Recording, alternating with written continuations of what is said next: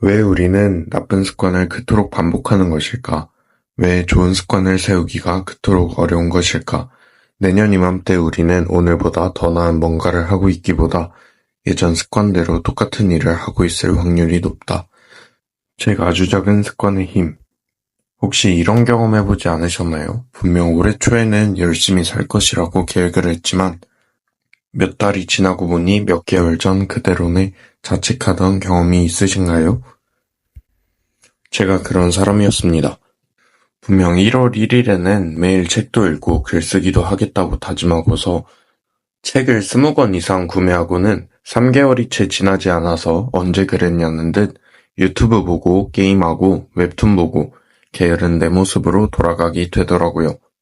지나고 보니 이것을 알았으면 내 시간을 낭비하지 않았을 텐데 누가 미리 알려줬으면 좋았을 걸 싶었어요. 저와 같은 상황이 있는 분들을 위해 이 영상을 만들어 보았습니다. 지금부터 말씀드릴 게으름 탈출하는 방법을 통해서 여러분들은 적어도 그때의 저보다는 실패를 줄이고 더 나은 출발선에 서시게 될 겁니다.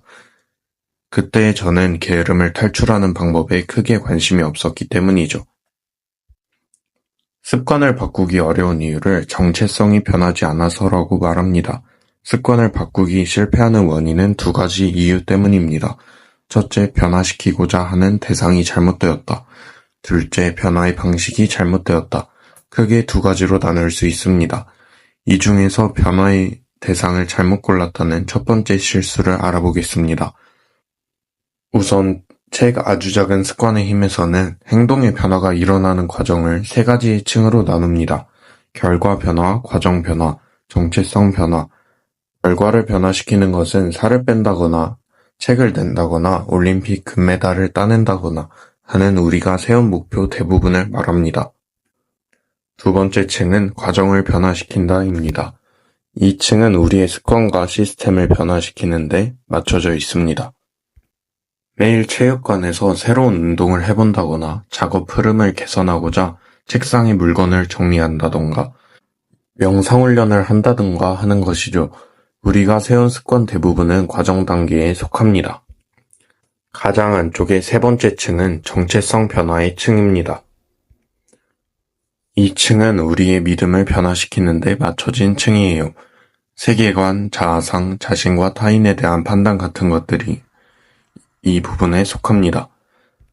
우리가 가지고 있는 믿음, 가설, 편견 등 대부분 이 단계와 연결되어 있죠. 예를 들면 나는 흡연자야, 나는 살찐 사람이야, 나는 살을 뺄 수 없어, 나는 똑똑한 사람이야 등등 사람이 가지고 있는 믿음을 말합니다.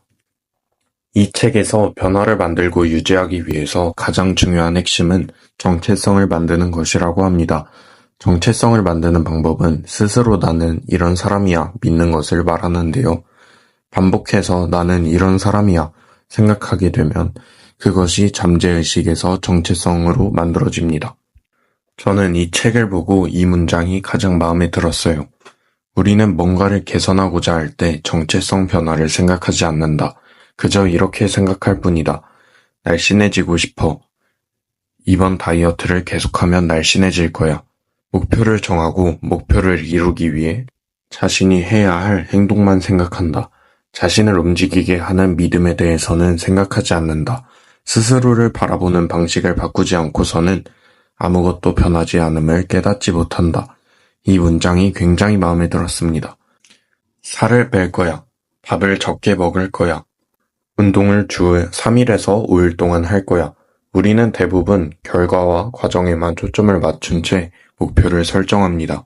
하지만 그것은 결코 오래가지 못합니다. 결국에 우리의 정체성이 변화해야지 습관이 만들어지고 변화가 생깁니다.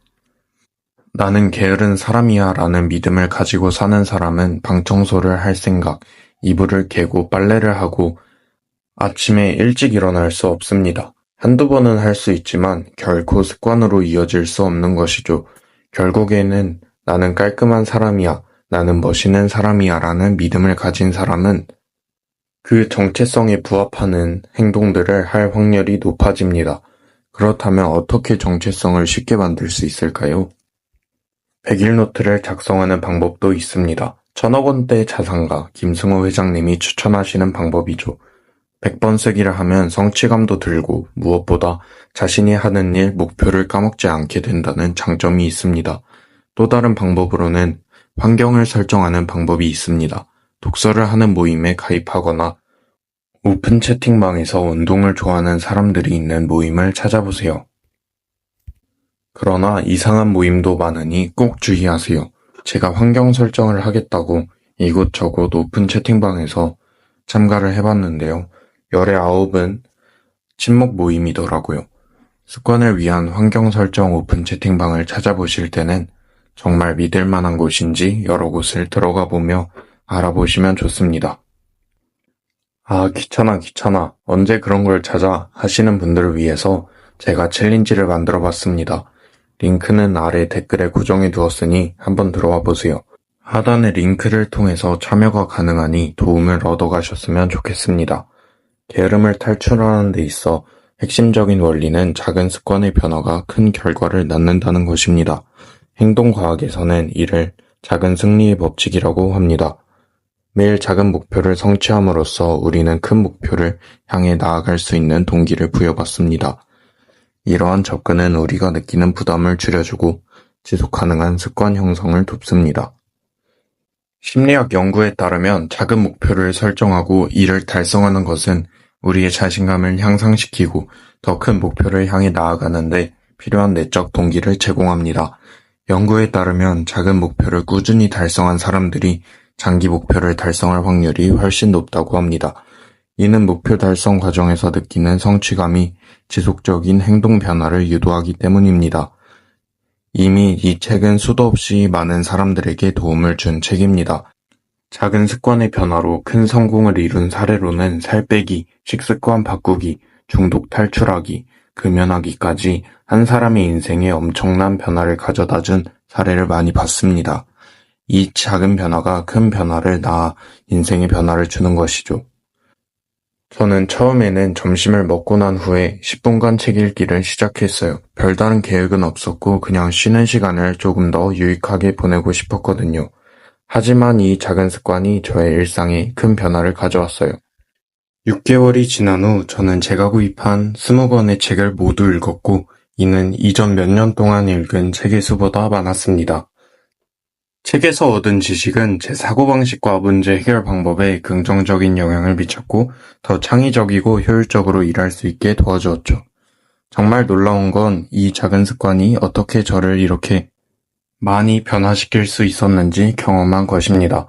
이제 저는 책을 읽는 것을 정말 즐기게 되었고 여러분들도 작은 습관을 통해 큰 변화를 경험해 보시면 좋겠어요. 만약 이 영상을 보고도 막막함을 느끼신다면 아래 링크에 연락처를 남겨주세요. 그분들의 질문을 모아서 비공개 영상으로 Q&A를 한번 진행해 보려고요. 그런 분들을 위해서 단톡방 링크도 하나 남겨두겠습니다. 입장 비밀번호와 링크는 아래 댓글에 고정해 두었으니 한번 들어와 보세요. 처음 들어온 세 분은 제가 직접 연락드려서 Q&A를 도와드릴게요.